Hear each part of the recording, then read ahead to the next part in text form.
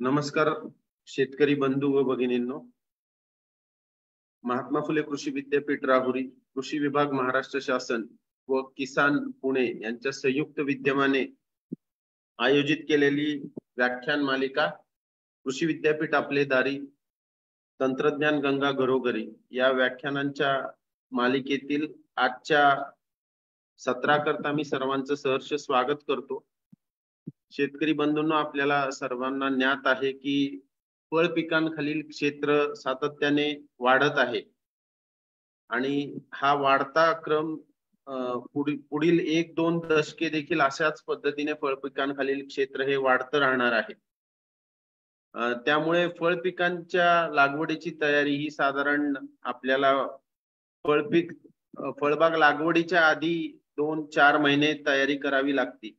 तर अशा या महत्वपूर्ण विषयावर मार्गदर्शन करण्यासाठी आज आपल्या बरोबर आहेत डॉक्टर सचिन ज्ञानदेव मगर सरांनी आनंद गुजरात येथून फ्रूट सायन्स म्हणजे फळ पिकांमध्ये PhD केलेली आहे।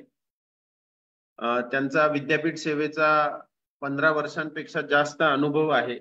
आज मी 30 अनेक संशोधन शिफारशी 20हून अधिक संशोधन परलेख त्यांचे छापून आलेले आहेत विविध वैज्ञानिक मासिकांमधून। सरांचे अनेक रेडिओवर व दूरचित्रवाणीवर टेलिव्हिजनवर अनेक कार्यक्रम झालेले आहेत। तरी मी आज फळबाग लागवडीची पूर्वतयारी या महत्वपूर्ण विषयावर मार्गदर्शन करण्याची डॉक्टर सचिन ज्ञानदेव मगर यांना विनंती करतो। मगर सर, कृपया आपलं मार्गदर्शन सुरू करावं।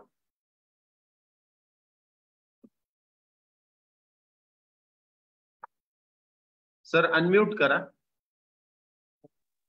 नमस्कार, येतोय आवाज सर? हो, येस। नमस्कार शेतकरी बांधवांनो, आज या ठिकाणी महात्मा फुले कृषी विद्यापीठ राहुरी कृषी विज्ञान विभागीय कृषी केंद्र पुणे, कृषी महाविद्यालय पुणे यांच्या माध्यमातून मला आज शेतकरी बांधवांसमोर फळबाग लागवडीची पूर्वतयारी या विषयावरती हा विषय मला दिलेला आहे। तर सर्वात महत्त्वाचं म्हणजे आपल्या फळबाग लागवडीची पूर्वतयारी करत असताना त्याची पार्श्वभूमी आपण जर समजून जर घेतली तर आपल्या देशामध्ये अनेक प्रकारची आपण शेती करतो।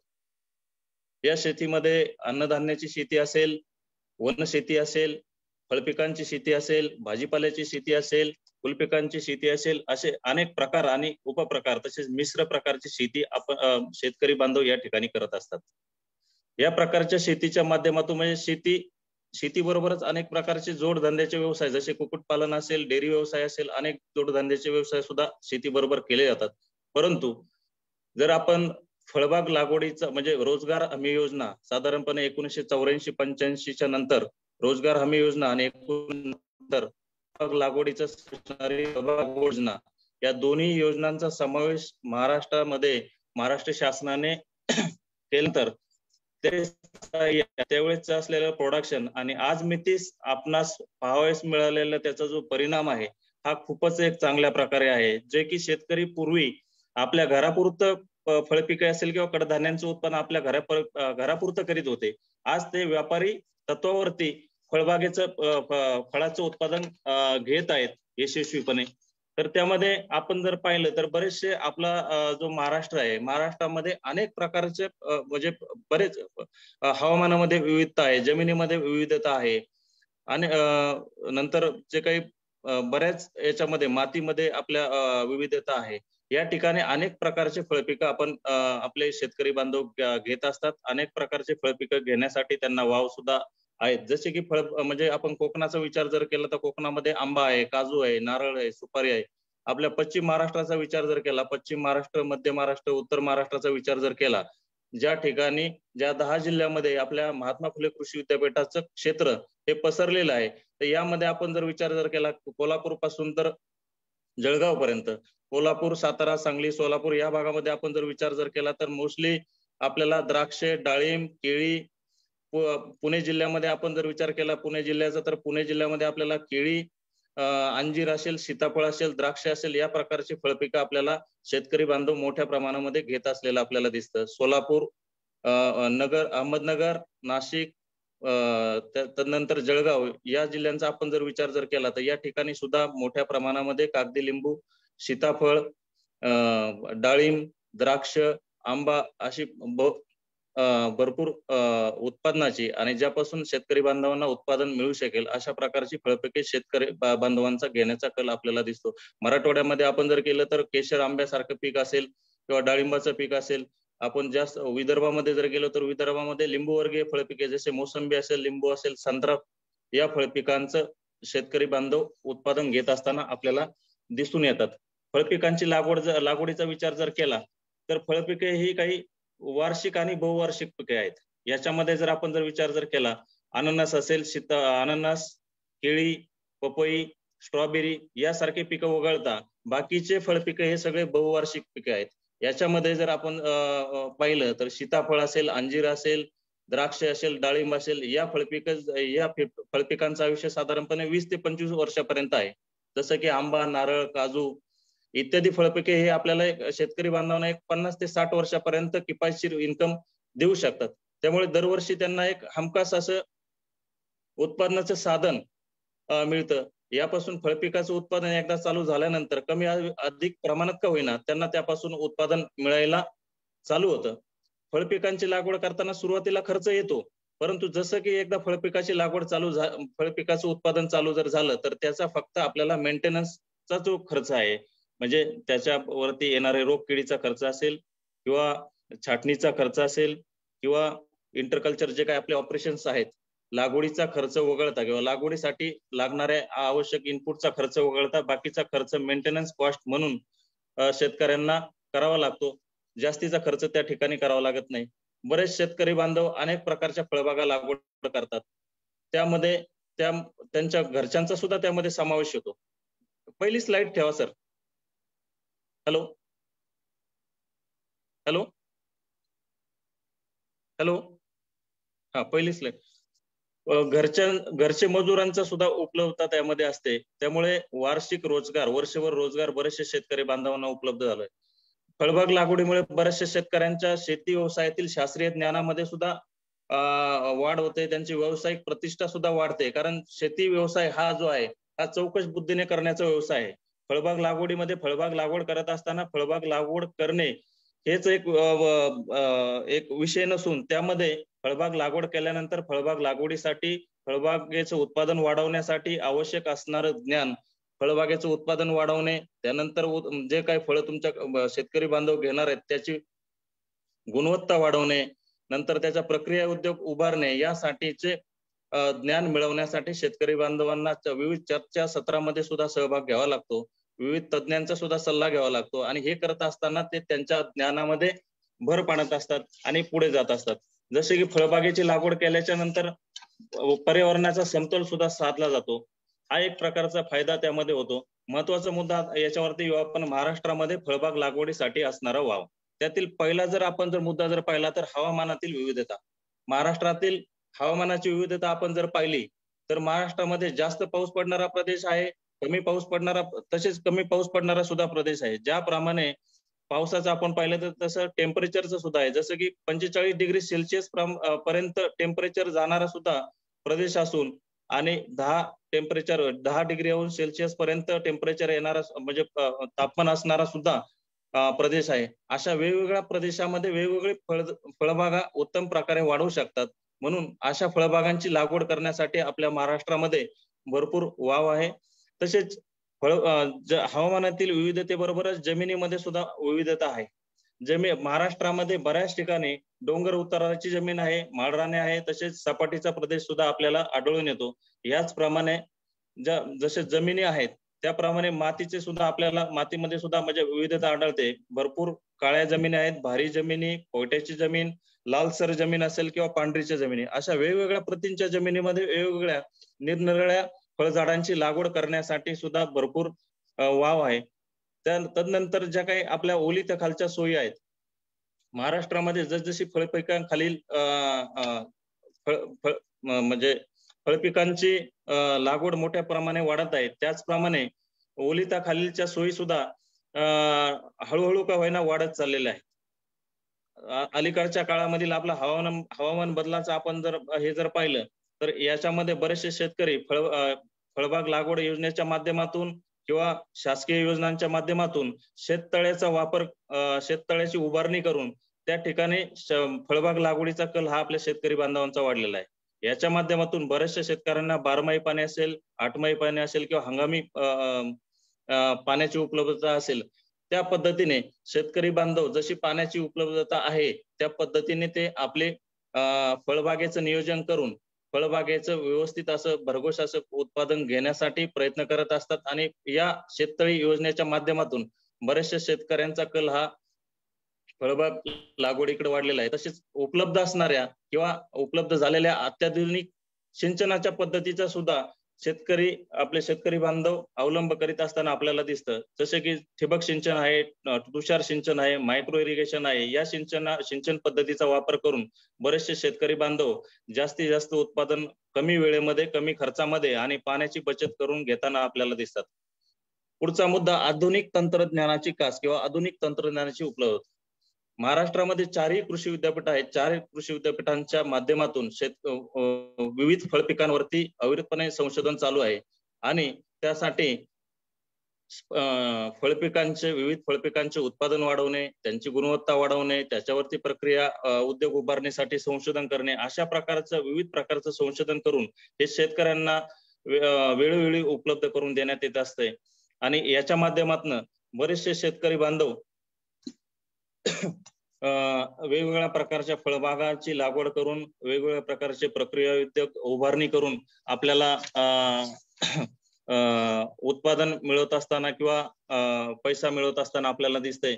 ज्याप्रमाणे हे वरील मुद्द्यांचा विचार जर केला तर याला संयुक्तिक असा मुद्दा जो आहे, आता वाहतुकीच्या वाढत्या सोयी, वाहतुकीच्या याच्यामध्ये आपण जर रोडचं कनेक्शन पाहिलं, रोड आहे, रस्ते मार्ग आहे किंवा रेल्वे मार्ग आहे, सागरी मार्ग आहे, हवाई मार्ग आहे, याची सुद्धा आपल्या इथं आपल्या देशांतर्गत बाजारपेठ आहे किंवा राज्यांतर्गत बाजारपेठ असेल किंवा परदेशी बाजारपेठ आहे. या सगळ्यांचा विचार जर केला तर ह्या सगळ्या माध्यमांचा फायदा शेतकरी बांधव घेऊ शकतात. आणि ह्या माध्यमातून ह्या रोडचं कनेक्शन किंवा वाहतुकीच्या कनेक्शनच्या माध्यमातून बऱ्याच ठिकाणी आता फळबागेची लागवड सुद्धा वाढून बरेचसे शेतकरी त्याचा फायदा घेत आहेत. दळणवळणाच्या अत्याधुनिक सोयी सुविधा आपल्या देशामध्ये वाढत आहेत, जेणेकरून एक प्रकारचं खेडं झाल्यासारखं आपल्याला दिसतं की बाबा व्हिडिओ कॉन्फरन्स असेल किंवा वेबसाईट असेल किंवा इंटरनेटच्या माध्यमातून परदेशी व्यापारी सुद्धा आपल्या बरोबर फेस टू फेस बोलू शकतो. अशा माध्यमातून जर आपण या संधीचा फायदा उठवत आपला माल आपण परदेशात सुद्धा म्हणजे शेतकरी बांधव पाठवू शकतात, त्यांना त्या संधीचा फायदा मिळू शकतो.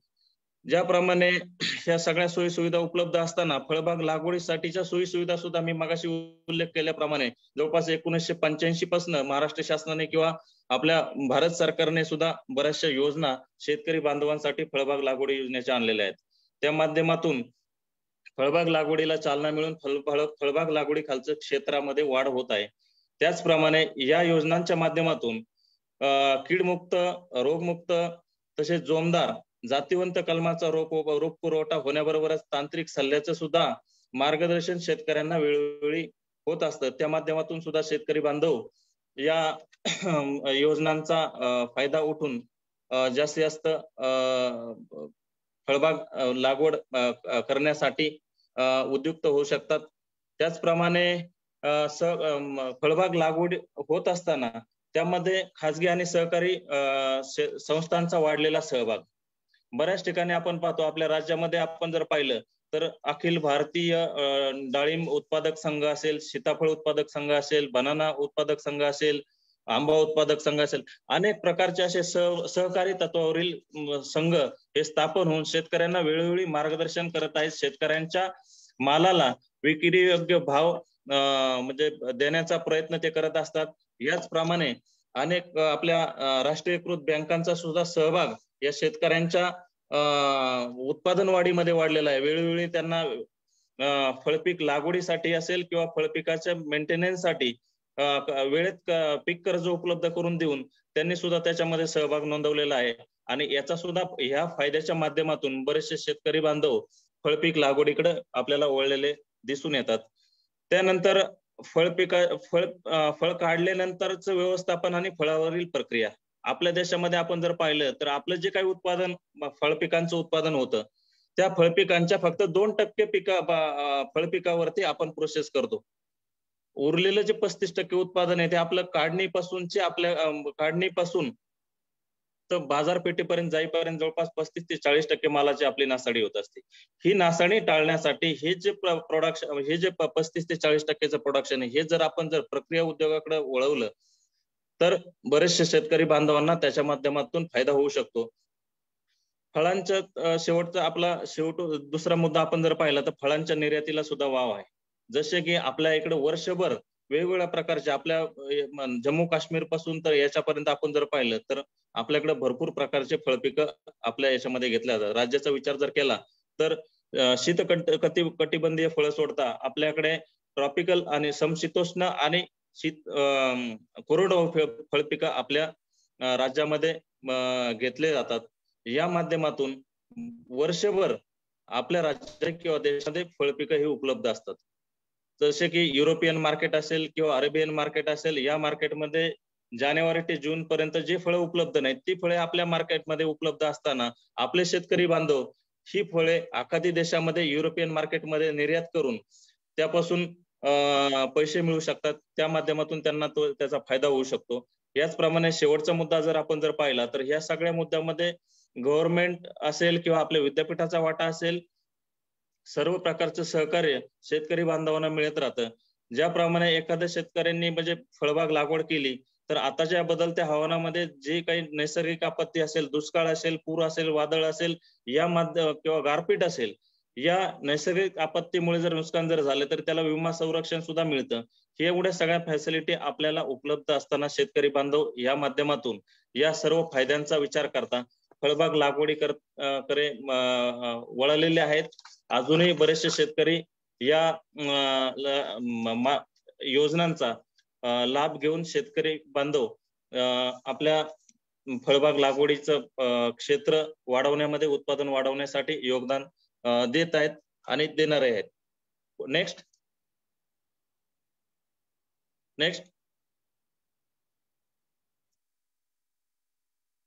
फळबाग लागवडीसाठी योग्य हवामान आणि जमीन. जसे की फळबाग आपल्याला लागवड करायची तर कुठले फळपीक जर आपल्याला घ्यायचं असेल तर त्यासाठी एक स्पेसिफिक असं हवामान असतं किंवा जमीन असते. त्या पद्धती त्या हवामानामध्ये तेच पीक येऊ शकतं किंवा त्या जमिनीमध्ये तेच पीक येऊ शकतं. त्यासाठी आपल्याला जमीन आणि हवामानाची निवड करणं गरजेचं असतं. हवामान आणि हवामानातील आपण जर प्रमुख घटकांची जर माहिती घेतल्यास आपल्याला हवामानानुसार फळबागांची लागवड करणं आपल्याला सोपं जाऊ शकतं. हवामान एक नैसर्गिक आहे, याच्यामध्ये आपण फारसा असा काही बदल करू शकत नाही. तथापि हवामानातील आपण जर बारकावे समजून जर घेतले तर त्या प्रतिकूल हवामानावरती मात करण्याचे तंत्र आपण आत्मसात करू शकतो आणि भविष्यात आपल्या फळपिकाचं होणारं नुकसान सुद्धा आपण टाळू शकतो. जेणेकरून म्हणजे फळझाडांच्या वाढीवरती तसेच उत्पादनावरती वेगवेगळ्या हवामानाचा वेगवेगळा परिणाम होत असतो. तसाच परिणाम फळांच्या गुणवत्तेवर सुद्धा होत असतो. फळांच्या गुणवत्तेचा विचार जर केला तर त्यामध्ये रंग आहे, त्याची गोडी आहे, स्वादिष्टपणा आहे, सर्व त्याचे टिकून राहण्याची क्षमता आहे, या सर्व बाबींचा त्यामध्ये समावेश होतो. या दृष्टिकोनातून आपलं हवामान आणि आपल्या हवामानामध्ये येणारं पीक याचं आपण सिलेक्शन करू शकतो, याची निवड आपण त्या ठिकाणी करू शकतो. हवामानाप्रमाणे जमीन सुद्धा तितकीच आपल्याला महत्वाची आहे. जमीन ही सुद्धा एक नैसर्गिक बाब आहे किंवा नैसर्गिक उत्पत्ती आहे. फळझाडांचा आपण जर विचार जर केला तर फळझाडे हे बहुवार्षिक आहे, वर्षानुवर्ष जमिनीमध्ये वाढत असतात, उत्पादने देत असतात. फळांचं पोषण जे आहे किंवा फळझाडांचं पोषण जे आहे जमिनीच्या प्रतीवरून ठरत असतं. काही ठिकाणी काही जमिनीमध्ये ठराविक फळझाडेच वाढतात, तर काही जमिनीमध्ये आपण प्रयत्न करून सुद्धा सुधारणा करून सुद्धा त्याच्यामध्ये त्याची आपल्याला उत्पादन क्षमता किंवा उत्पादन क्षमता हे वाढवावं लागते. जमीन जी आहे नुसतीच आपण जे झाडांचे म्हणजे जमिनीचा विचार जर केला तर झाडांचे मुळे धरून ठेवण्याचं ते एक साधन नाही, तर त्याच्यामध्ये उपलब्ध असणारे पोषक द्रव्य आहे, द्राव्य अद्राव्य घटक आहेत, हवा आहे, पाणी आहे, इत्यादी सर्व बाबी पुरवण्याचं काम ही जमीन ही करत असते. ते एक प्रकारचं एक माध्यम आहे. एखादी जमीन जर आपण जर पाहिलं तर वर्षानुवर्ष उत्पादन क्षम राहते, परंतु काही जमिनीमध्ये सुरुवातीस काही वर्ष उत्पादन नीट येत नाही, परंतु 4-5 वर्ष गेल्यानंतर पिकांची जशी फेरपालट त्या ठिकाणी होते, आपण काही सुरुवातीला आंतरपिकं सुद्धा त्यामध्ये घेत असतो, तर त्यामध्ये आपल्याला चांगल्या प्रकारचं उत्पादन मिळू लागतं. त्यासाठी फळबाग लागवडीपूर्वी जमिनीची निवड, आवश्यक असणारी जमिनीची माहिती घेऊनच आपण त्याची लागवड करणं तितकंच आवश्यक आहे. जमिनीची निवड करत असताना आपल्याला काही बाबींची महत्वाच्या ठरतात. म्हणजे फळबाग लागवड ज्या जमिनीमध्ये आपल्याला करायची आहे तर त्या जमिनीची खोली किती आहे, तिची सुपीकता कशी आहे, त्यामध्ये पाण्याचा निचरा होणारं प्रमाण किती, निचरा होतो की नाही, त्यामध्ये उपलब्ध असणारे द्राव्य विद्राव्य घटकांचं प्रमाण, क्षारांचं प्रमाण हे माती परीक्षणाच्या अहवालावरून किंवा तपासून त्या जमिनीमध्ये कोणती फळझाडे व्यवस्थित प्रकारे वाढू शकतील याचा अभ्यास करून आपण फळझाडांची निवड करणं तितकंच आवश्यक आहे. ज्या जमिनी पुढची स्लाइड आहे का हे आता फळबाग लागवडीची? हेच आहे. ही जरी स्लाइड घेतली तरी चालेल. ठीक आहे. हा, ज्या जमिनी उथळ असतात अशा जमिनीमध्ये कमी खोलीवर पसरणाऱ्या फळझाडांची आपण निवड करणं आवश्यक आहे. ज्या जमिनीमधून पाण्याचा चांगला निचरा होत नाही अशा जमिनीमध्ये अगोदरच आपण निचऱ्याची व्यवस्था करणं आवश्यक आहे. अशा निचऱ्याची व्यवस्था केल्यानंतरच आपण त्या ठिकाणी त्या जमिनीमध्ये फळझाडांची लागवड करणं योग्य होईल. ज्या जमिनीमध्ये आपण जर चुनखडीचं प्रमाण जर पाहिलं, ज्या जमिनीमध्ये चुनखडी अधिक असते अशा जमिनीमध्ये ज्या चुनखडीचे क्षार आहे किंवा क्षारास काटक असणारी फळझाडं लागवड करणं आपल्याला तितकंच आवश्यक आहे. महाराष्ट्रातील आपण जमिनीचा विचार जर केला तर बहुतांशी जमिनीमध्ये आपल्याला चुनखडीचं प्रमाण हे अधिक आढळतं.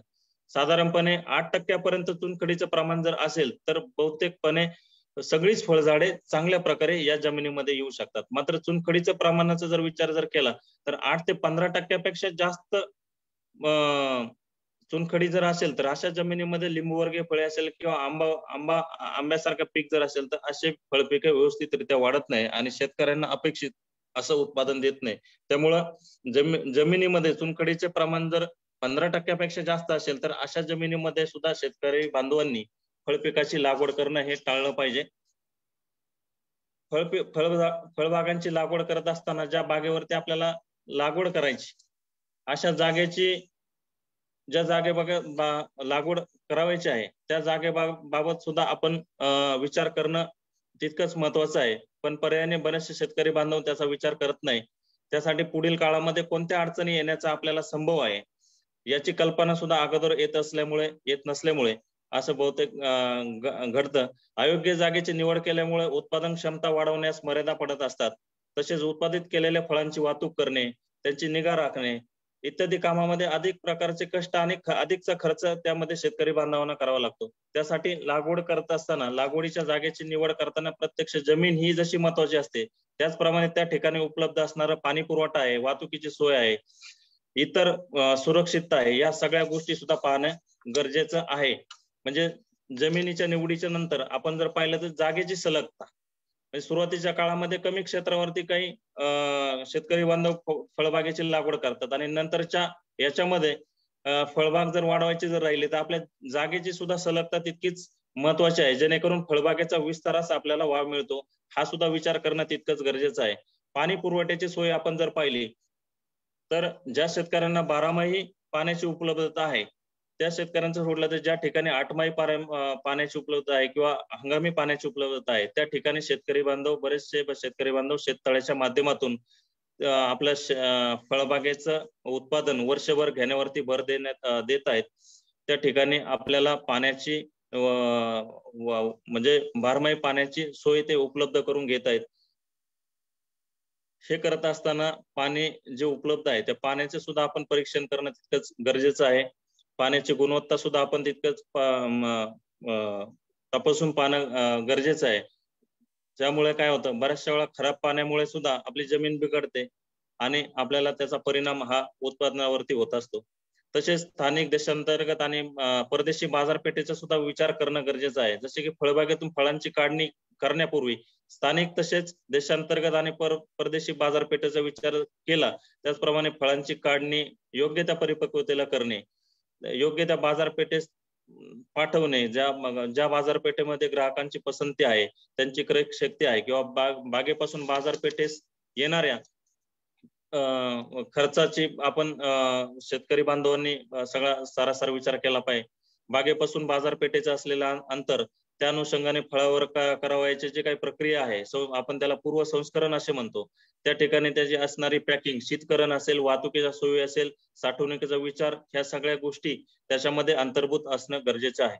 वाहतुकीची सोय आपण त्याचा जर विचार केला तर फळबागेतून उत्पादन सुरू झाले की फळांची काढणी करून ती विक्रीसाठी लवकरात लवकर आपल्याला पाठवणं गरजेचं आहे. कारण फळपिके हे एक प्रकारची नाशवंत असल्या कारणाने त्यांची फळांची योग्य परिपक्वतेला काढणी करून योग्य असं त्याची प्रतवारी करून योग्य पॅकिंग मध्ये त्याचं पॅकिंग करून आपल्याला शीतकरण करून बाजारपेठेमध्ये वेळेत पाठवणं गरजेचं असतं. त्यासाठी वाहतुकीची सोय किंवा वाहतुकीची असणारी साधनं हे सुद्धा याचा सुद्धा विचार करणं गरजेचं आहे.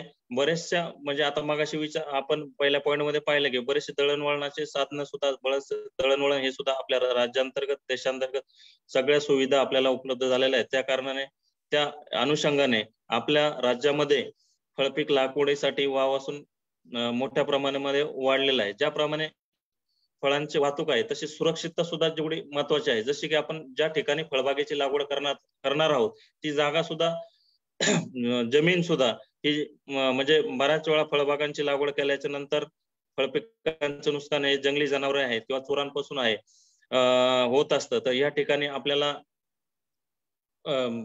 जंगली जनावरांच्या याच्यापासून आपल्या फळबागेचं जर सुरक्षा जर करायची असेल तर त्या ठिकाणी कंपाऊंड करणे असेल, लाईव्ह फेन्सिंग असेल किंवा बार्बेड वायर फेन्सिंग असेल. तसेच ज्या ठिकाणी आपण लागवड करणार आहोत अशी जमीन जर तुमची नदीजवळ जर असेल तर त्या ठिकाणी बऱ्याच वेळा आर्द्रता वाढते आणि आर्द्रता वाढल्यामुळे बऱ्याचशा रोगकिडींचा प्रादुर्भाव त्याच्यावरती होत असतो. म्हणून जमीन निवडताना सुद्धा आपली जमीन ही जी काय आहे ही नदीपासून लांब असली पाहिजे. नेक्स्ट, फळबागांचं नियोजन करण्यासाठी नेक्स्ट पुढची स्लाइड घ्या सर.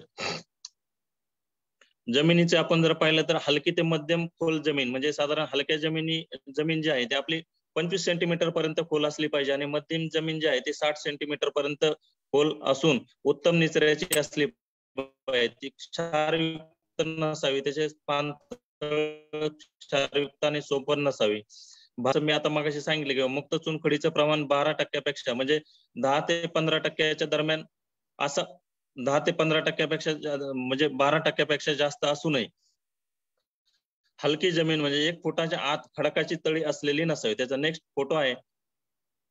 नेक्स्ट, माती परीक्षण सुद्धा करणं तितकंच गरजेचं आहे. जसं की आपल्याला फळबाग लागवड करायची असेल तर त्याचं माती परीक्षण सुद्धा आपण करणं गरजेचं आहे. जसे की फळबागा ज्या आहेत त्या बहुवर्षीय आहेत, यांच्या मुळाचा विस्तार सुद्धा हा 1 मीटरपेक्षा जास्त खोलीपर्यंत होत असतो. साधारण 1 मीटर खोलीपर्यंत आपण त्याचं वेगवेगळे सॅम्पल 10 ते 30 सेंटीमीटर, 30 ते 60 सेंटीमीटर आणि 60 ते 90 सेंटीमीटर पर्यंतचे असे सॅम्पल आपण त्या ठिकाणावरून घेऊन ते माती परीक्षण माती प्रयोगशाळेमध्ये करून घेणं गरजेचं आहे. जेणेकरून आपल्या मातीमध्ये उपलब्ध असणारे घटक आणि आपल्या मातीमध्ये उपलब्ध नसणारे घटक या माध्यमांची सांगड घालून त्या ठिकाणी आपण अपेक्षित अशा शिफारशीत खतांच्या मात्रा आपल्या जमिनीला देऊन आपण फळपिकांचं अपेक्षित असं उत्पादन आपण घेऊ शकतो. त्या मातीमध्ये म्हणजे महत्वाचे जे घटक आहेत आपण ज्याच्यावरती आपण महत्वाचं फळपिकाचं उत्पादन यशस्वीरित्या करू शकतो, त्यामध्ये सामूहिक महत्वाचा घटक आहे जो की 6.5 ते 7.5 पर्यंत असणं गरजेचं आहे. मातीमध्ये असणारी क्षारता इलेक्ट्रिकल कंडक्टिव्हिटी ती सुद्धा आपली 0.10 ते 0.50 डेसिसायमन पर मीटर पर्यंत असणं गरजेचं आहे. आणि मुक्त चुनखडीचे प्रमाण हे 3 ते 8% पर्यंत असलं पाहिजे. हे मातीचे गुणधर्म हे आपल्या जमिनीमध्ये असणं गरजेचं आहे. याच्या व्यतिरिक्त जर आपल्या मातीमध्ये जास्त प्रमाणामध्ये हे जर असेल तर त्यामध्ये आपल्याला विविध भूसुधारकांचा वापर करून आपल्या जमिनीमध्ये आपण सुधारणा करून फळबागेचं अपेक्षित असं उत्पादन आपण घेऊ शकतो. नेक्स्ट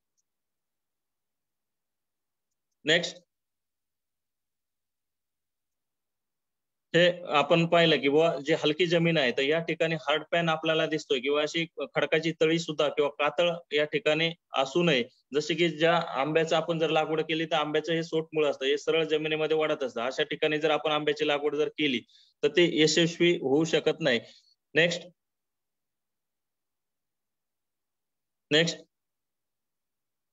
हा जर फोटो जर पाहिला तर भारी काळी प्रिव्हियस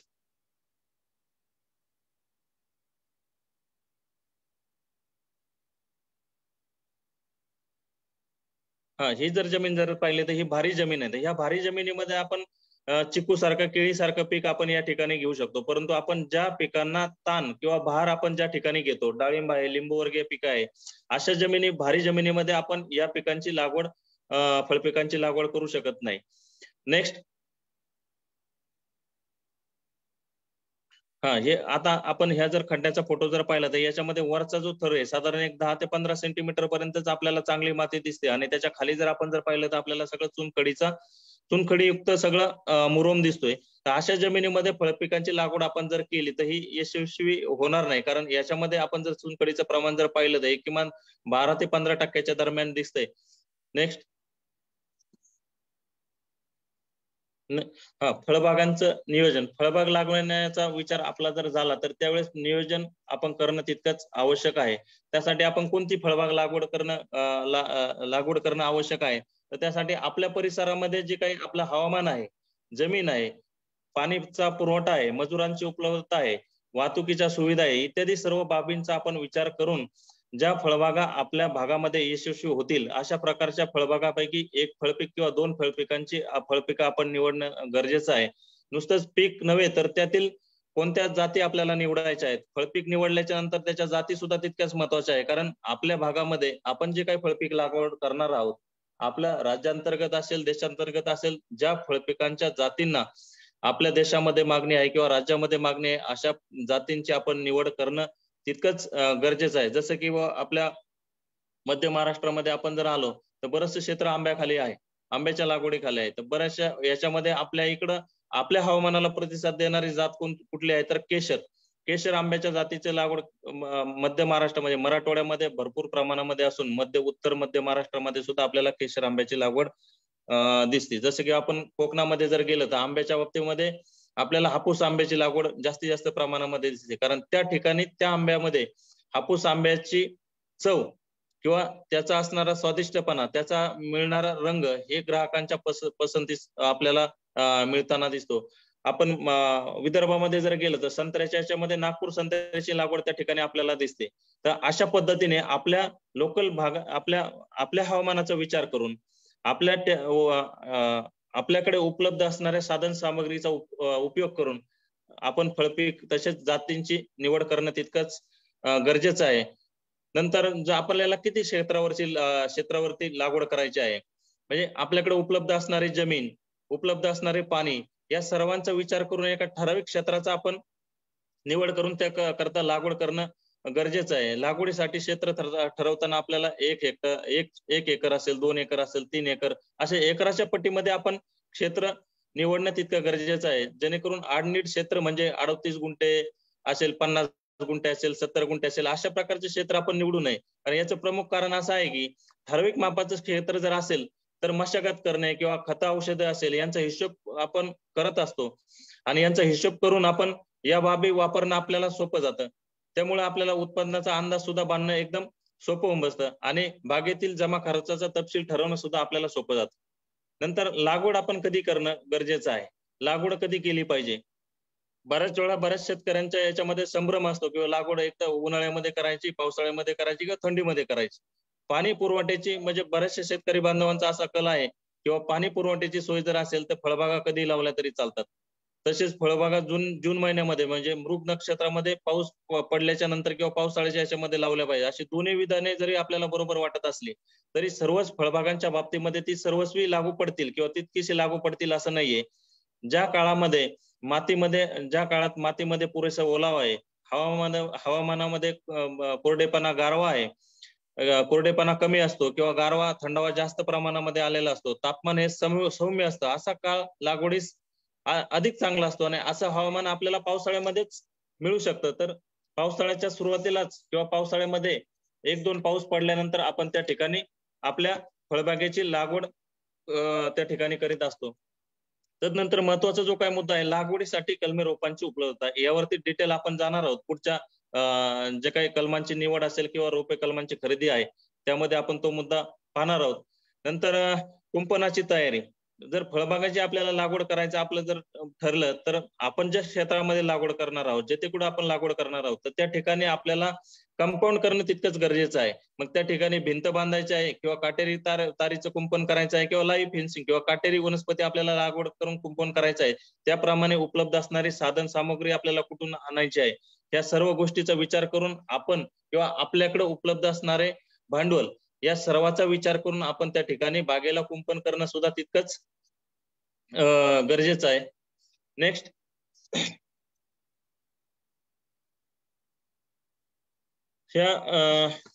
हे सगळं करत असताना आपल्याला फळबाग लागवडीच्या पद्धती, तत्पूर्वी आपल्याला फळबाग लागवडी पूर्वी आपल्याला लागवडीसाठी जमिनीची आखणी करणं तितकंच गरजेचं आहे.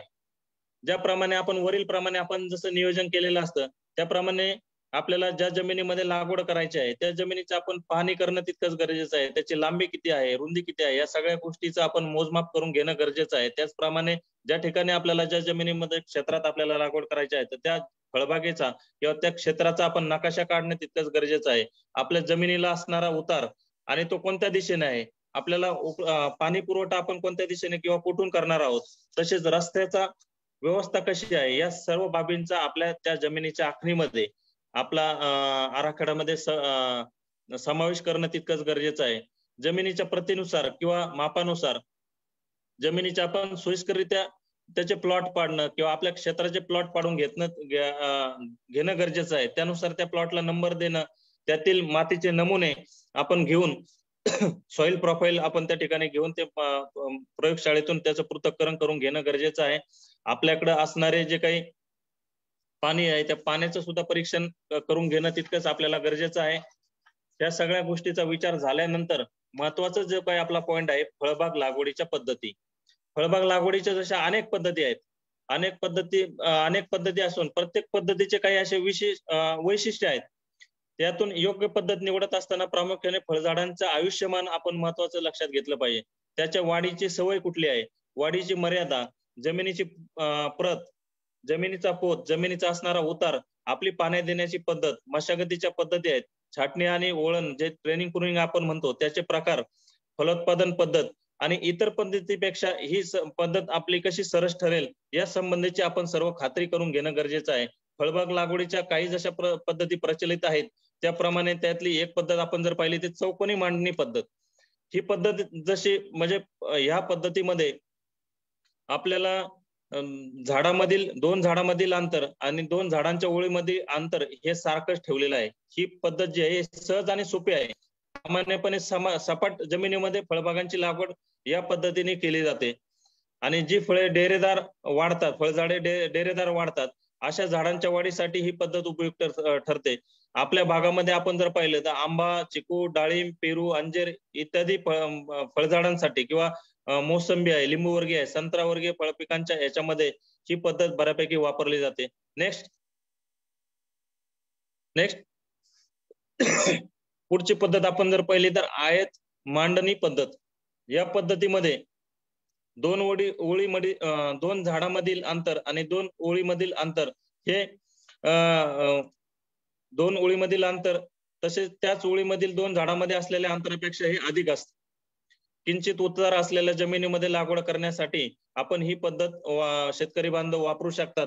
ज्या फळझाडांना छाटणी किंवा वळण देऊन दोन्ही बाजूला अधिक विस्तारित करावे लागते, जसे की द्राक्ष आहे, डाळिंब आहे, सीताफळ आहे, या फळझाडांसाठी ही लागवड पद्धत अधिक सोयीची ठरू शकते.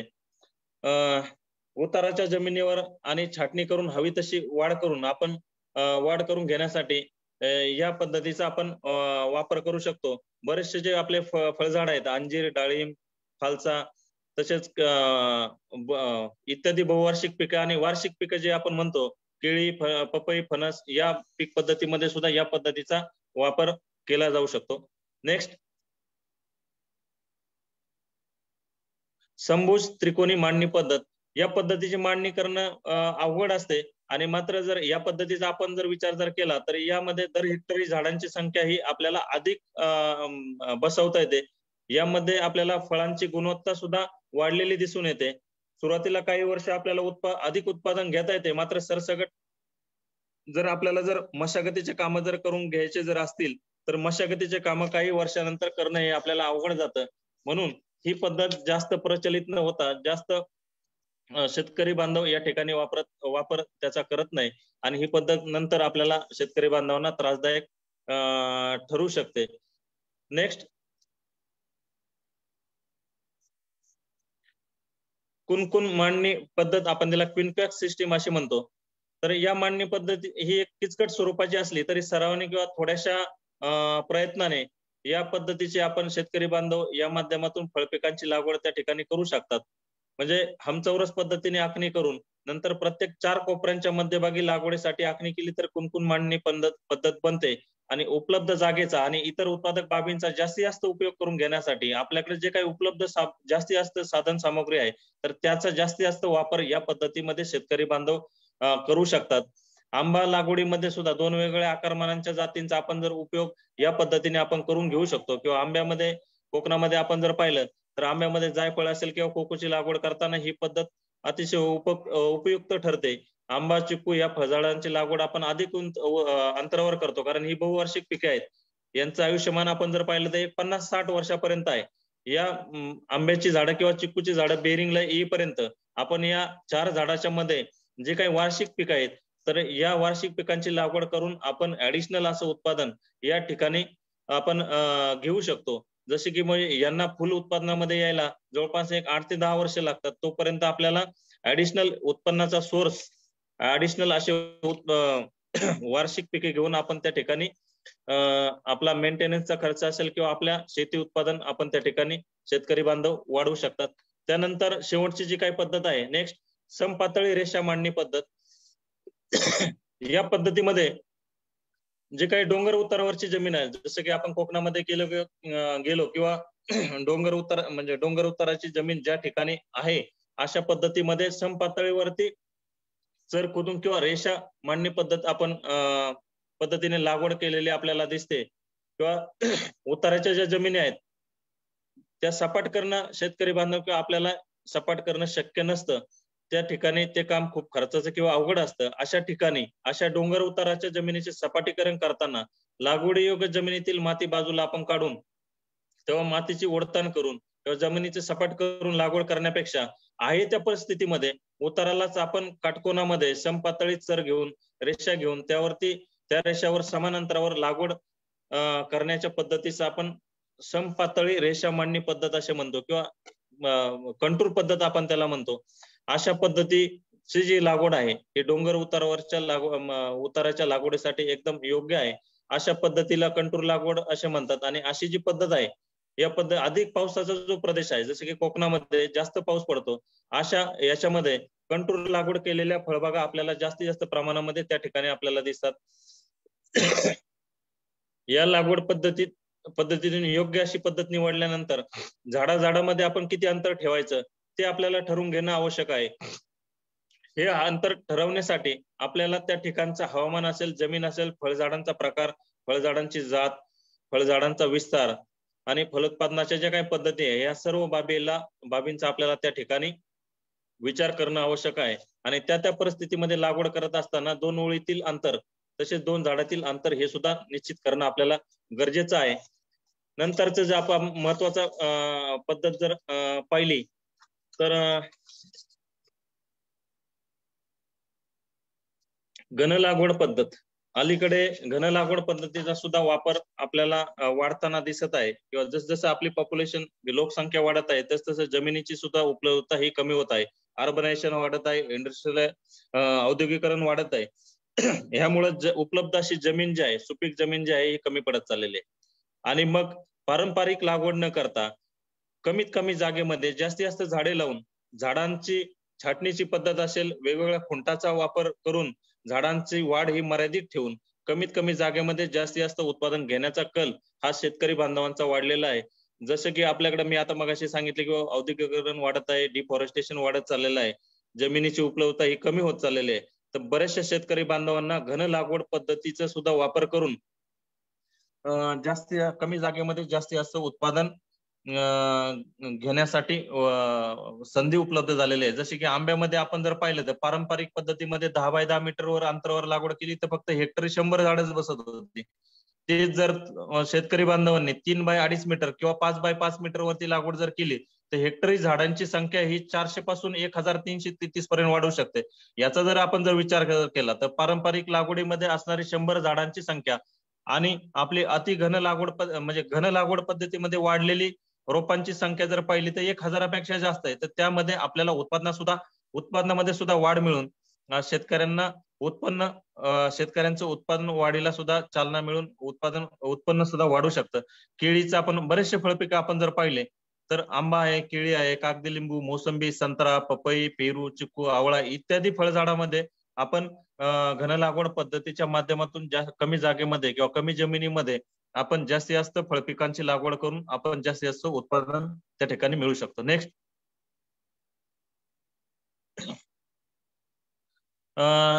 आता लागवडीपूर्वीची व्यवस्था म्हणजे काय, खड्डे भरणे आणि खड्डे खोदणे हा फळबाग लागवडीमधील एक सर्वात असा महत्वाचा विषय आहे. सगळे विषय आपले झाल्याच्या नंतर ज्या विषयाकडे आपण गेलोय आता खड्डे भरणे किंवा खड्डे खोदणे. ज्या ठिकाणी ज्या जमिनीची आपण निवड केलेली आहे, ज्या जागेची आपण निवड केलेली आहे त्या ठिकाणी आपण आता जो आपला लेक्चरचा टाइम जो घेतला आहे तो बरोबर एकदम सुयोग्य अशा वेळेमध्ये घेतलेला आहे. 15 एप्रिल किंवा एप्रिल एंड पर्यंत आपण निवडलेल्या जमिनीमध्ये आखणी केलेल्या जागेमध्ये आखणी केलेल्या अंतरावरती आपण खड्डे घेणं गरजेचं आहे. मजुरांची आपल्याकडे आता उपलब्धता कमी आहे, पण जेसीबीच्या साहाय्याने जेसीबी यंत्राच्या साहाय्याने आपण त्या ठिकाणी आपल्या सिलेक्ट केलेल्या जमिनीमध्ये निवड केलेल्या जमिनीमध्ये आपण खड्डे हे घेऊ शकतो. आणि हे खड्डे घेत असताना जमिनीचा जो सुपीक थर आहे, वरचा थर आहे 1-1.5-2 फुटापर्यंतची माती जी आहे ती वेगळी टाकणं गरजेचं आहे. आणि त्यानंतर जी खालची जी माती आहे खालच्या 2 ते 3 फुटावरची माती आहे ती वेगळी टाकणं गरजेचं आहे.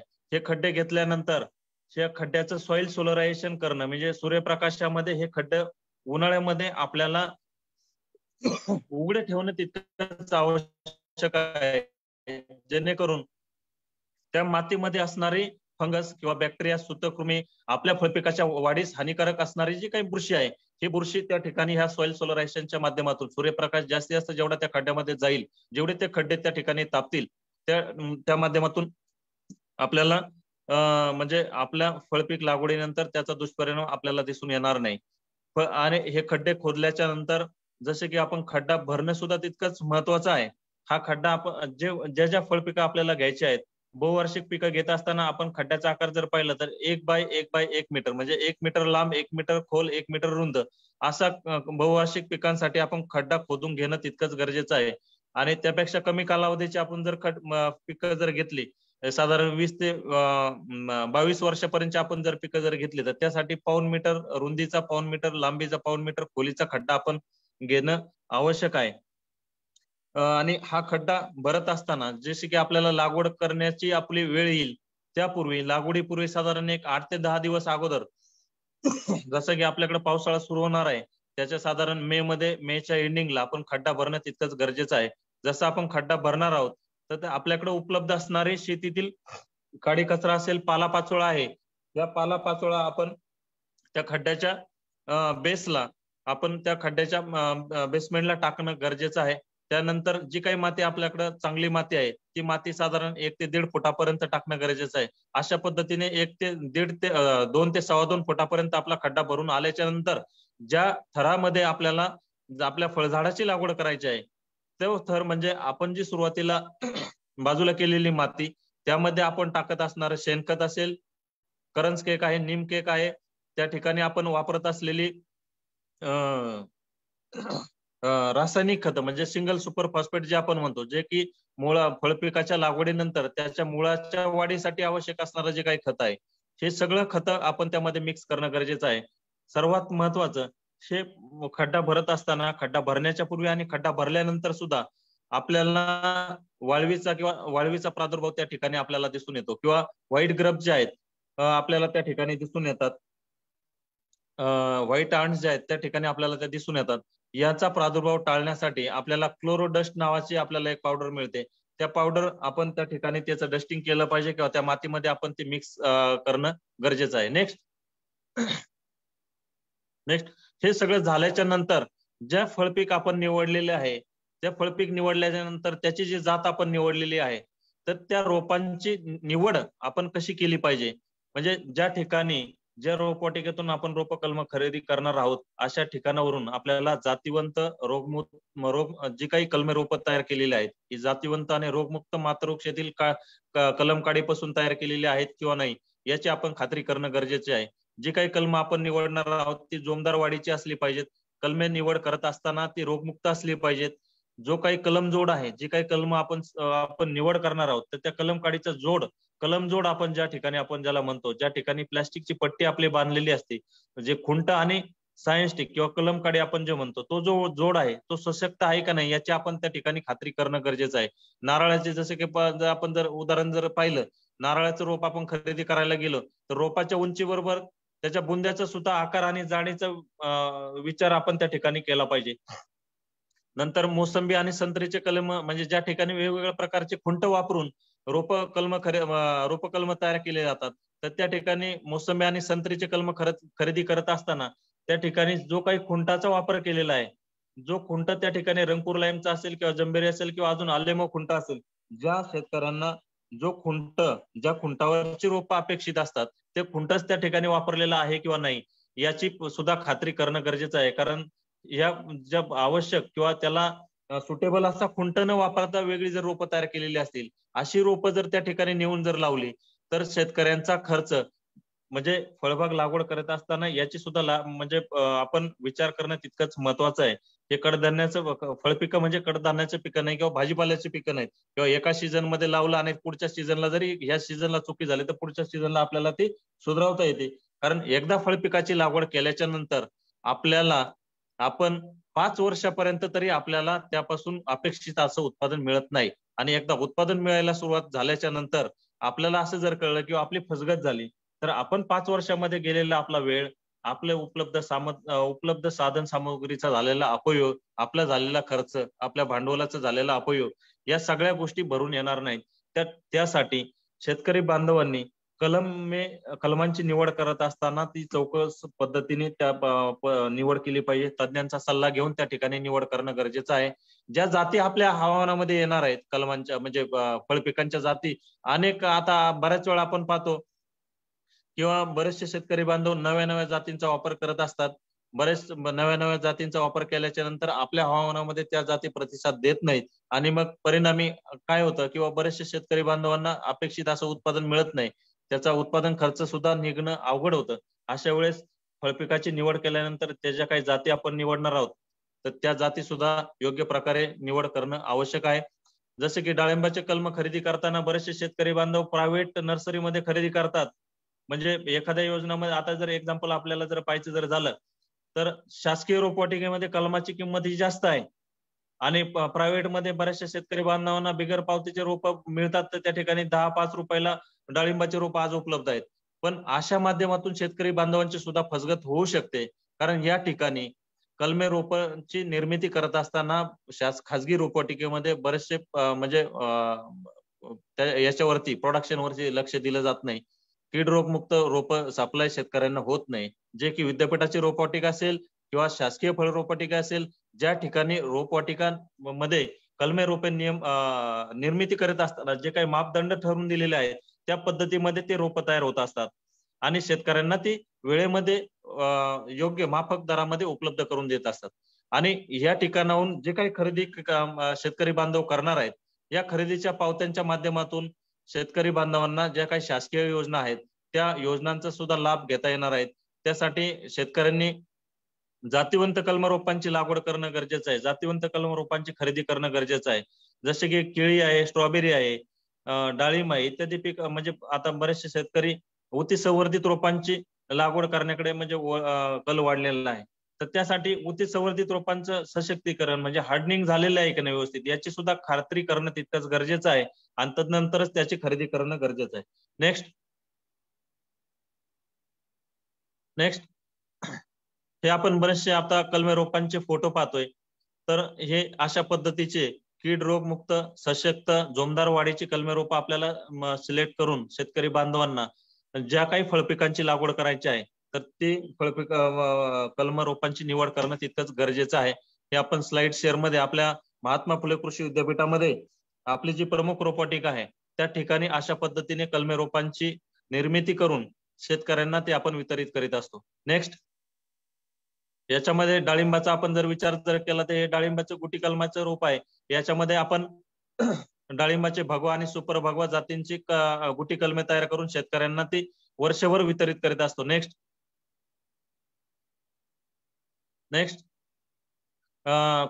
जांभळाची रोप आपण जर पाहिली तर जांभळ, कोकण बहाडोली, कागदी लिंबाच्या बाबतीमध्ये साई सरबती, फुले सरबती. नेक्स्ट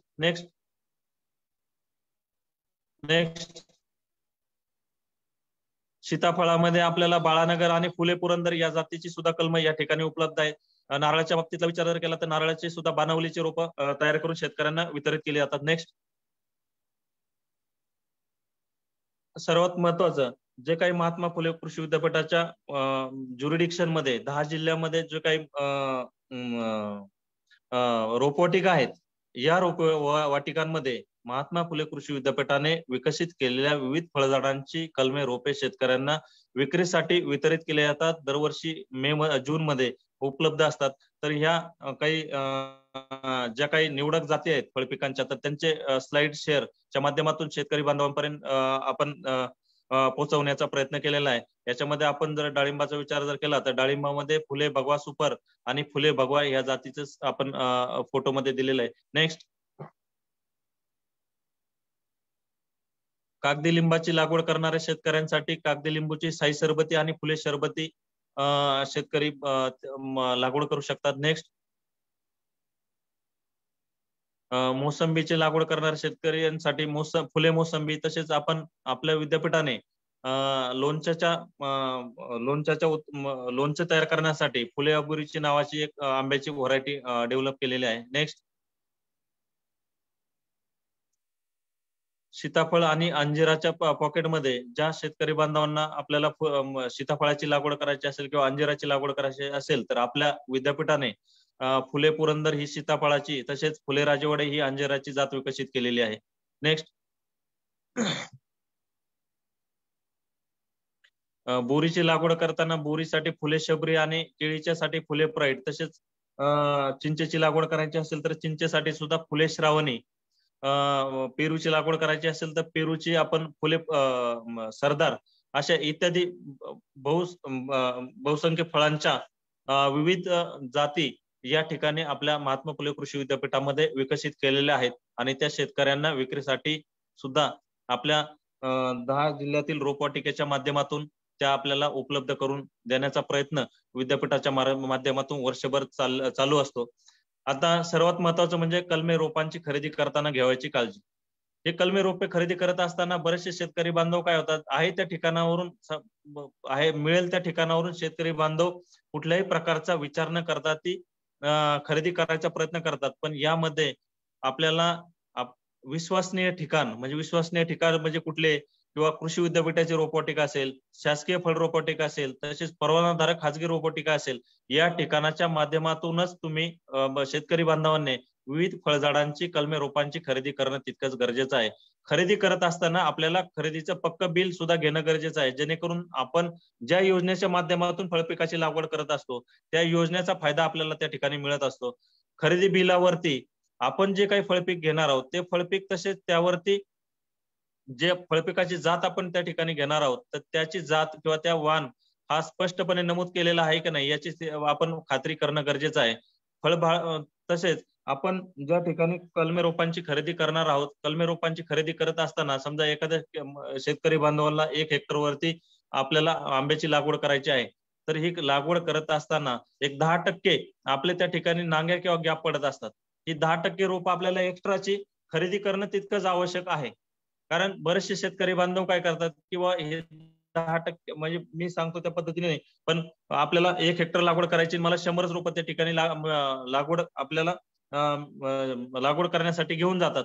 परिणामी त्या ठिकाणी त्या 5 ते 10% नांगे पडतात आणि मग अशा वेळेस ज्या ठिकाणाहून तुम्ही रोप कलमे खरेदी केलेले आहे नांग्या पडल्याच्या नंतर ते त्यावेळेस उपलब्ध होतील याची हमी किंवा गॅरंटी कोणी देऊ शकत नाही. तर मग अशा वेळेस मिळेल त्या ठिकाणावरून खाजगी रोपवाटिकेतून शेतकरी बांधव कलमे रोपे खरेदी करतात आणि मग खरेदी केल्याच्या नंतर तोच वाण त्यांना मिळेल किंवा काय असं काही म्हणजे शाश्वती देता येत नाही आणि अशा माध्यमातून शेतकरी बांधवांची फसवणूक होऊ शकते आणि अशा नांग्या पडलेल्या किंवा गॅप पडलेल्या जागेवरती शेतकरी बांधव खाजगी रोपवाटिका किंवा इतर स्थानावरून कलमे रोपे जर खरेदी करून आणून त्या ठिकाणी जर टाकले तर त्या ठिकाणी वेगळ्या प्रकारचे वेगळ्या जातीचं रोप त्या ठिकाणी येऊ शकतं आणि यामध्ये शेतकरी बांधवांचं नुकसान होऊ शकतं. त्यासाठी आपल्याला रोपे कलमे खरेदी करत असताना किमान 10% एक्स्ट्राची रोपे आपण खरेदी करणं त्याच रोपवाटिकेमधून करणं गरजेचं आहे, तितकंच आवश्यक आहे. आणि जरी खाजगी रोपवाटिकेतून तुम्ही कलमे रोपे जरी खरेदी केले तरी त्यांच्याकडून खरेदीच्या पावत्या घेणं गरजेचं आहे आणि त्या खरेदी पावतीवरती तुमच्या क्षेत्रावरती पहिल्यांदा जो लागवड केलेला वाण आहे तोच वाण तुम्हाला त्या रोपवाटिकेतून घेणं गरजेचं आहे. त्याच वाणाची नोंद त्या पावतीवर आहे किंवा नाही हे आपल्या शेतकरी बांधवांना पाहणं गरजेचं आहे. नेक्स्ट महात्मा फुले कृषी विद्यापीठाचं क्षेत्र जे आहे ते 10 जिल्ह्यामध्ये पसरलेलं आहे. या 10 जिल्ह्यामध्ये जवळपास 10 ते 11 रोपवाटिका दिलेल्या आहेत. या 11 रोपवाटिकेच्या माध्यमातून आपल्याला आपण वेगवेगळ्या प्रकारची फळझाडे शेतकऱ्यांना पावसाळ्यामध्ये तसेच इतर हंगामामध्ये शेतकऱ्यांना आपण उपलब्ध करून देत असतो. त्यामध्ये विद्यापीठाच्या मध्यवर्ती परिसरामध्ये विद्यापीठाच्या उद्यानविद्या विभागाची उद्यानविद्या रोपवाटिका आहे, बियाणे विभागाची मध्यवर्ती रोपवाटिका आहे. आपल्याला पुणे येथील आपल्या कृषी महाविद्यालयाची मोदीबागची रोपवाटिका आहे. गणेशखिंडी येथील आपली राष्ट्रीय कृषी संशोधन प्रकल्पाची गणेशखिंडी येथील फळपिकांची रोपवाटिका आहे. राजश्री छत्रपती शाहू कृषी महाविद्यालय कोल्हापूर येथील आपल्याला उद्यानविद्या रोपवाटिका आहे. कसबे डिग्रस जिल्हा सांगली या ठिकाणी आपली फळपिकांची रोपवाटिका आहे. राष्ट्रीय कृषी संशोधन प्रकल्प सोलापूर या ठिकाणी सुद्धा कोरडवाहू फळपिकांची रोप आपल्याला त्या ठिकाणी उपलब्ध आहेत. आपल्या अखिल भारतीय समन्वित फळपिके संशोधन प्रकल्प उपकेंद्र श्रीरामपूर या ठिकाणी सुद्धा शेतकरी बांधवांना कागदी लिंबूच्या जे काही आपली साई सरबती आहे, फुले सरबती आणि आपल्या विद्यापीठाने विकसित केलेली फुले मोसंबीची रोपे कलमे ही या ठिकाणी उपलब्ध आहेत. डाळिंब संशोधन आणि तंत्रज्ञान प्रसारण केंद्र लखमापूर ज्या ठिकाणी आपण कसमध्ये पट्टा म्हणतो, कळवण, सटाणा, देवळा आणि लखमापूर या पट्ट्यामध्ये आपल्याला आपल्या विद्यापीठाचं संशोधन केंद्र असून त्या ठिकाणी सुद्धा आपल्या विद्यापीठाची अद्ययावत अशी रोपवाटिका असून आपल्या शेतकरी बांधवांना कीड रोगमुक्त अशी डाळिंबाची कलम ही रोपवाटिका आपल्या शेतकरी बांधवांना उपलब्ध करून देत असते. कृषी महाविद्यालय धुळे या ठिकाणी सुद्धा उद्यानविद्या रोपवाटिका आहे. अशा ह्या सगळ्या रोपवाटिकांची आपण सगळे संपर्क क्रमांक त्या ठिकाणी दिलेला आहे, ऍड्रेस त्या ठिकाणी दिलेला आहे. म्हणजे बऱ्याचशा शेतकरी बांधवांना धुळ्याच्या शेतकऱ्याला राहुरीला येण्याची गरज नाही. ज्या ठिकाणी आंब्याचे कलम त्यांना घ्यायचे असतील तर राहुरीच्या रोपवाटिकेला न येतात त्या ठिकाणी ते धुळ्याच्या रोपवाटिकेवरून ते घेऊ शकतात. किंवा कोल्हापूरच्या शेतकऱ्याला राहुरीमध्ये न येता कोल्हापूरमध्ये त्यांना त्या ठिकाणी त्या महाविद्यालयाच्या रोपवाटिकेमधून त्यांना ते अपेक्षित असे कलम रोप संपर्क साधून ते शेतकरी बांधव खरेदी करू शकतात. आणि येणारा जो हंगाम आपला आहे 24-25 मध्ये नेक्स्ट त्या हंगामामध्ये आपल्याला विविध फळझाडांची कलमे रोपे उपलब्ध होणार आहेत, तर त्याचे दर सुद्धा आपण या ठिकाणी दिलेले आहेत. नेक्स्ट आंब्याचं जे आहे, आंब्याचं केशर किंवा इतर वाण आहे, तर त्या आंब्याच्या कलमाची किंमत आहे प्रति कलम 80 रुपये. चिकूचं कालीपत्तीचं जे कलम आहे ते 100 रुपये. पेरू सरदार जे आहे 60 रुपये. डाळिंबाचे फुले भगवा आणि फुले भगवा सुपर 30 रुपये. कागदी लिंबूचं जे फुले सरबती साई सरबतीचं लिंबू रोप जे आहे पिशवीतील रोपाची किंमत 35 रुपये आणि वाफ्यावरील रोपाची किंमत 25 रुपये. सीताफळाचं जे रोप आपल्याकडे उपलब्ध आहे फुले पुरंदर आणि बाळानगर याच्या रोपाची कलमाची किंमत आहे 50 रुपये. मोसंबी म्हणजे फुले मोसंबीचं जे कलम आपल्याकडे उपलब्ध आहे तर त्या पिशवीतील कलमाची किंमत आहे 80 रुपये आणि वाफ्यावरील कलमाची किंमत आहे 70 रुपये. नारळ जे आहे ते 100 रुपये वाफ्यावरील आणि कोकण बहाडोली 90 रुपये. अशा इतर अनेक फळझाडांची रोपे कलमे आपल्या विद्यापीठाच्या 10 जिल्ह्यामध्ये असणाऱ्या रोपवाटिकामध्ये उपलब्ध असून त्याचे येणाऱ्या हंगामातले रोप कलमांचे दर आपण या ठिकाणी दिलेले आहेत. आणि हे जे काही कलम रोप जे उपलब्ध होणार आहेत हे साधारणपणे याची विक्री पावसाळ्यामध्ये 1 जून पासून सर्वसाधारणपणे दरवर्षी सालाबादाप्रमाणे आपण चालू करत असतो. आणि बऱ्याचशा शेतकरी बांधवांना, ज्या शेतकरी बांधवांना आता लागवड करायची आहे त्या फळबाग लागवडीचं जे काही आज आपण फळबाग लागवडीच्या माध्यमातून जे काही माहिती शेअर करण्याचा प्रयत्न बऱ्याचशा शेतकरी बांधवांना आपण केलेला आहे, तर या माध्यमातून या माहितीचा जास्तीत जास्त शेतकऱ्यांनी त्याचं अवलोकन करून आपल्या ज्या काही विद्यापीठाच्या रोपवाटिका असतील किंवा शासकीय रोपवाटिका आहे या माध्यमातूनच रोपांची खरेदी करण्याचा प्रयत्न करावा. आणि महात्मा फुले कृषी विद्यापीठ राहुरी कृषी विभागीय कृषी केंद्र कृषी महाविद्यालय शिवाजीनगर पुणे यांनी मला या विषयावरती शेतकरी बांधवांसमवेत चर्चा करण्यासाठी किंवा शेतकरी बांधवांना माहिती देण्यासाठी जी संधी उपलब्ध करून दिली त्याबद्दल मी सरांचे आभार मानतो.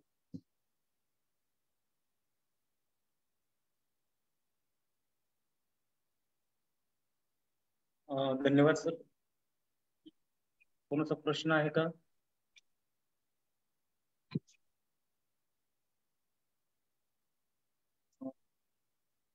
प्रश्न नसेल तर आपण आभार प्रदर्शनाकडे बोलूया. आज आपण कृषी विद्यापीठ आपल्या दारी तंत्रज्ञान गंगा घरोघरी या कार्यक्रमाचे फेसबुक लाईव्ह द्वारे आयोजन केले होते. या कार्यक्रमाच्या संकल्पनेचे जनक तसेच आपल्या महात्मा फुले कृषी विद्यापीठाचे आधारस्तंभ व मार्गदर्शक आदरणीय डॉक्टर प्रशांत कुमार पाटीलजी सर, कुलगुरू महात्मा फुले कृषी विद्यापीठ राहुरी यांचे मी मनापासून आभार मानतो की त्यांचे नेहमी या कार्यक्रमासाठी आपल्याला मार्गदर्शन हे होत असते. तसेच महात्मा फुले कृषी विद्यापीठाचे 3ही संचालक जसे की संचालक शिक्षण डॉक्टर श्रीमंत रणपिसे सर, संचालक संशोधन डॉक्टर गोरंटीवार सर, तसेच माननीय संचालक विस्तार शिक्षण डॉक्टर दिलीप पवार सर आणि कृषी महाविद्यालय पुणे चे सहयोगी अधिष्ठाता डॉक्टर सुनील मासळकर सर, या सर्वांचे मी खूप आभार मानतो कारण त्यांचं मार्गदर्शन आम्हाला नेहमीच या कार्यक्रमाच्या आयोजनासाठी लागतं. तसेच सर्वात महत्वाचं म्हणजे आज एकदम कमी शॉर्ट नोटीसवरती डॉक्टर सचिन मगर, सहाय्यक प्राध्यापक उद्यानविद्या, जे उद्यानविद्याच्या नर्सरीचे रोपवाटिकेचे प्रमुख आहेत, त्यांनी आपल्याला या फळबाग लागवडी संदर्भात बहुमोल असं मार्गदर्शन केलं, सखोल असं मार्गदर्शन केलं. तर विभागीय विस्तार केंद्र कृषी महाविद्यालय पुणे यांच्या वतीनं त्यांचे खूप खूप आभार मानतो. तसेच या कार्यक्रमासाठी जे प्रमुख जे आयोजक आहेत तर डॉक्टर सोमनाथ माने सर, विस्तार कृषी विद्यावेत्ता व प्रमुख विभागीय विस्तार केंद्र कृषी महाविद्यालय पुणे यांचे मी आभार मानतो. त्यांचे नेहमी आम्हाला मार्गदर्शन असते. त्याप्रमाणे पुढे म्हणजे हा जो कार्यक्रम आहे हा आपला संयुक्त विद्यमानाने जातो. त्यामुळं संपूर्ण जी आपली किसान टीम आहे आणि त्यांचे प्रतिनिधी श्री दीपक सर यांचेही मी आभार मानतो. तसेच महाराष्ट्र शासनाचा कृषी विभागाचे प्रतिनिधी यांचेही आपल्याला बहुमोल मार्गदर्शन लागते, त्यांचे मी आभार मानतो. तसेच या कार्यक्रमासाठी माझे सहकारी डॉक्टर अजोतीकर सर आणि डॉक्टर जोगदंड सर यांचेही मार्गदर्शन लाभले, त्यांचेही आभार मानतो. आणि आयोजक माने सरांच्या परवानगीने हा कार्यक्रम आता इथे आपण संपला असे जाहीर करतो. धन्यवाद. Thank you sir.